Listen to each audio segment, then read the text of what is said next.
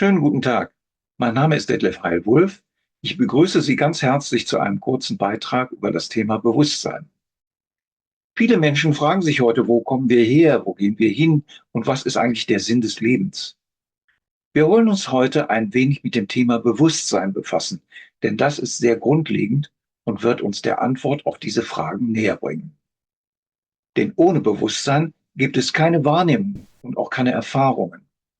Die herkömmliche Auffassung dazu ist, dass Bewusstsein zwar in jedem Ding und jedem Wissen vorhanden ist, aber man geht davon aus, dass es sich aus den kleinsten subatomaren Bausteinen über Atome, Moleküle, Eiweißbausteine, Zellen in Pflanzen und Tieren bis zum Menschen zusammensetzt und dass dann Bewusstsein aus der Kombination dieser Bausteine entsteht. Bei diesem Denkmodell gibt es vorher nichts und nachher nichts.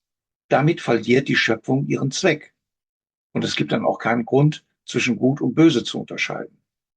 Und dieses Modell kann auch nicht erklären, woher denn diese kleinsten Einheiten des Bewusstseins bei den subatomaren Partikeln kommen, wie sich diese kombinieren und wie diese Kombination zu höheren Ebenen des Bewusstseins führen soll.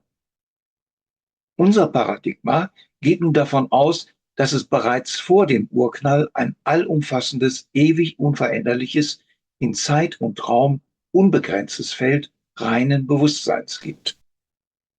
Und dieser Ozean reinen Bewusstseins ist sich dessen bewusst, dass ihm bereits alle Aspekte, alle Erfahrungen, alle Möglichkeiten innewohnen, wenn auch nur in unmanifestierter und nicht wahrnehmbarer Form.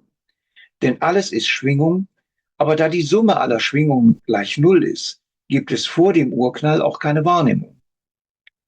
Aufgrund seiner eigenen Natur hat Bewusstsein aber das Bestreben, sich aus der Einheit heraus in Vielfalt auszudrücken, um sich selbst in allen Aspekten zu erfahren.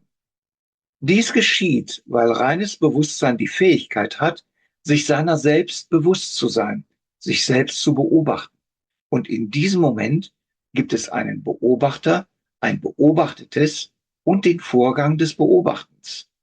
Diese Dreiheit innerhalb der Einheit nennen wir ein Bewusstseinsbit. Indem der Beobachter das Objekt beobachtet, verändert diese Wahrnehmung das Objekt. Und die Wahrnehmung des Objektes verändert den Beobachter. Und diese neuen Aspekte interagieren wiederum miteinander. In dem Moment, wo das reine Bewusstsein sich selbst aus unterschiedlichen Perspektiven wahrnimmt, beginnen diese zuvor unmanifestierten Aspekte sich zu manifestieren und wahrnehmbar zu werden. Der Prozess der Evolution ist also ein Prozess des Aufdeckens und Entdeckens dessen, was in unmanifestierter Form immer schon da war. Auf eine weiße Leinwand kann man jedes nur denkbare Bild projizieren, aber in dem Moment, wo dort ein konkretes Bild zu sehen ist, sind alle anderen Bilder sowie auch die Leinwand selbst verborgen.